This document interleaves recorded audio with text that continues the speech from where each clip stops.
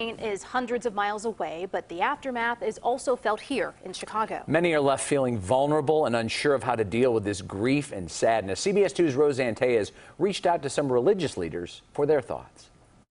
We've had hurricanes and earthquakes and everything happening, and now the mass shooting. It's just a horrible time in America right now. Parishioners outside St. Peter's Church in the Loop were shaken, but their faith strong.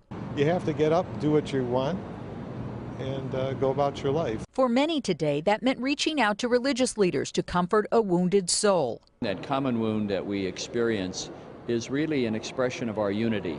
Cardinal Supich says even with troubled hearts, we should take comfort in that unity. Those who have hatred in their hearts, they hate people feeling happy, they hate joy, they hate love. And perhaps the most fundamental response is to keep the faith, to keep singing, and to keep living and loving. But to ease feelings of vulnerability and fear, it is pretty scary, as a family. This social worker says you should acknowledge, yes, it could be you. To actually say, this is what I'm going to do. I'm going to plan just in case this would happen. And it's no different than when we plan for a fire at our homes. We want to acknowledge that there are things that people do in the world that we can't explain. But there are some wonderful things that people do in the world that we can, that comes from a place of love. Should you talk to your children? Christina says you should first ask if they've heard anything, and if they have, they're old enough to discuss it.